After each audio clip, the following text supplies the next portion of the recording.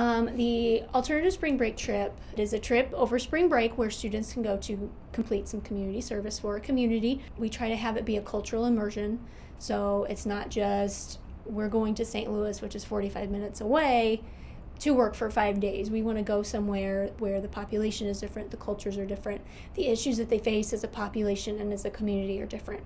This year, we're going down to New Orleans.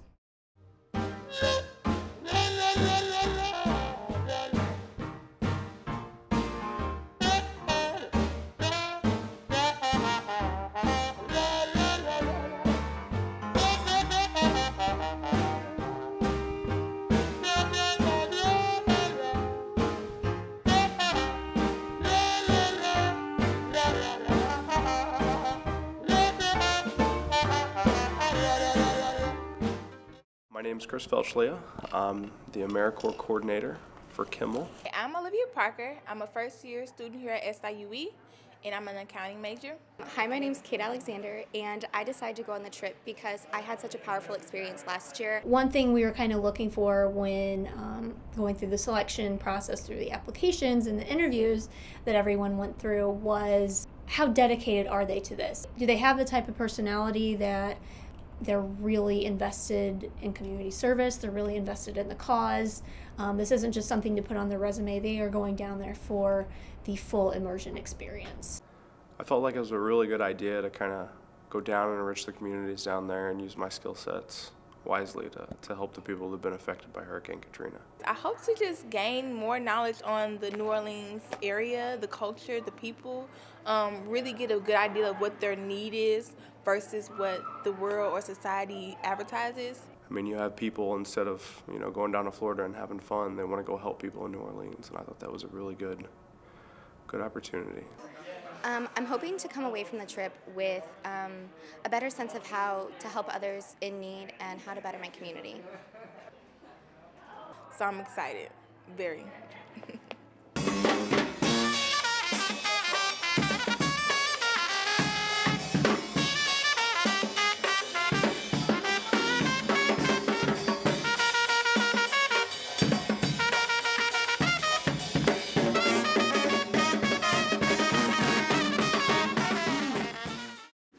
Leave at 5:30 on the dot, so I want to make sure you get here, okay?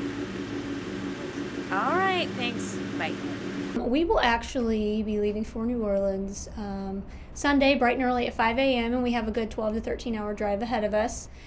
So that will be a lot of fun, but we will get down there and get situated. We'll kind of debrief the group and reflect a little bit on what we expect it to be, what we'll be doing, just any thoughts or reservations we may be having. Again, good evening to all of you. Good evening. And welcome. Thank you. Thank you for coming to work with us this week. It's a lot to be done still in New Orleans, even though it's been well over 6 years post-Katrina. There are communities that are still devastated.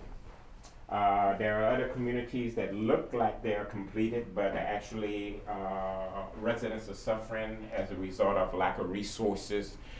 And they're also suffering because they're under the gun of the city, who is threatening to take their property away from them if they can't show significant improvement in the development of their property. Those who managed to get some type of funding or had some savings to put into their house got defrauded by contractors. People ran off with $50,000, $60,000, $70,000, $80,000, $100,000. And so they're stuck. The first day that we're down there, actually on Monday, we'll be doing a social justice tour of the 5 main neighborhoods that were hit the hardest with Hurricane Katrina back in '05. So before we even get started on the rebuilding component of the project, we'll have a better understanding of the issues the neighborhoods are facing, the issues the individuals themselves are facing, why they are still facing these problems, why are we going down there 7 years later to rebuild, why do we need to be rebuilding 7 years later. Once we do that, we'll have a better idea of our purpose while we're down there. Coming up in a capitalist society, you kind of believe you are what you have. What happens when you lose everything? You pull up and there's all these bright colors, there's maps of where people who were affected by Hurricane Katrina have went and since come back, or maybe not at all, maybe they're still there, but all these spots across the United States, and it was almost like a lighthouse to me. I mean, you had this, it was nothing really, it was just this beacon for all these people to return, you know, for the people who have returned to the community to see. You know, we still have all these evacuees trapped in places for whatever reason, and it was really great because it was another one of those work hard and get what you need to get done stories. And it had no windows, no walls, no bathrooms, no kitchen, and I haven't gotten one grant to do this. It's been peaceful. He talked about, you know, I built this whole place practically by myself with no grant money, no help from the government. And even what he said about the government, you know, about Katrina, he's like, they panicked, you know, it wasn't their fault. He's like, a lot of things went wrong, and, you know, I don't think that they were really capable of handling it. And it just seems like a very mature outlook. He really inspired me. He was talking about finding your purpose, and you know, it feels like that little flame that ignites inside your chest. Your purpose and the gifts that God gives you is not for you. It's for you to give to someone else. I've made a decision in my life, when I die, I don't want to have nothing left. I don't want to have no more to get. I never ever knew it felt this good giving. And I could really relate to what he's saying, because I think all of us are on the pathway to finding our purpose. And I think he's just a really inspirational figure that the lower Ninth Ward in New Orleans needs. It kind of threw me off of my trip because I didn't realize like how different I would feel actually being in the areas that got affected. I was excited to go help, and I still am. However, it's really changed my mind about some things. I'm just honored that you guys are still coming almost 7 years after Katrina. The media did not bring you guys here. It was word of mouth. Somebody told you we're not fixed. We need help, but we don't need a handout. I started out a couple years ago pursuing medical science. You know, I wanted to be a doctor, and just recently I've had this thought that I kind of wanted to be, you know, a sustainable farmer. And it was really reinforced when I came down here and saw this 1 acre plot. And it wasn't even like this whole 1 acre, it was just like these scattered gardens. And Nat talked about starting with $12 in his pocket, and now he's built it up to the point where he's making money to reinforce his farm, to add more to it, to make it better. You know, he's talking about how he's got the kids coming in because he's got strawberries, and they're interested in growing things and interested in a way of life that really has gone by the wayside as of late.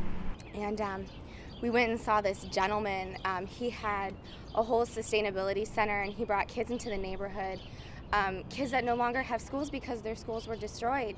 And he's teaching them skills that they need in order, like life skills, you know, stuff that schools are inadvertently teach kids. The public schools of the city of New Orleans have not reopened since Hurricane Katrina.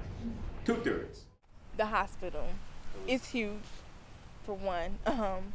And the fact that it's so huge and so big, and it seems so solid, that it should be able to work, and the fact that they won't let it open, or they won't allow it to be functional, it's insane. Like, it's like why, the question why lingers, and it's like many of my questions for many of the stories and situations is why.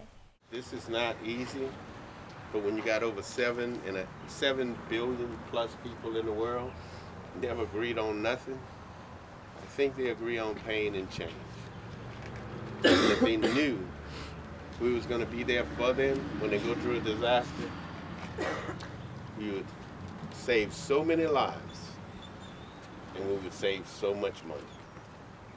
People stay in harm's way because they're trying to hold on to the only thing they have, and they die trying to do that. What if they knew we was going to be there for them? Then they would get out of harm's way. We went to the levee, the lower Ninth Ward, and we actually saw the spot where the levee broke, and it's marked by a cross, and you can just like envision the floodwaters coming and destroying all the houses. And even though there's no debris left, it's just vacant lots, and you can really see the impact that Katrina had on this area and on that neighborhood. And it's just crazy because you think 7 years it would be okay, and it still isn't, and it really hits you. The thing I learned the most from the tour was that this place did not definitely get the help they needed, and it's still so much left to do. What I want to do ultimately is take what we learned from this, creating a blueprint. I want to follow disasters. I don't care where they at in the world. I don't want to go there and tell them what to do. I want to go there and say, hey, we had the biggest disaster in America. These are all the mistakes that we made in the beginning that we got right. And I'm willing to give that to you or roll up my sleeves and help you get it done.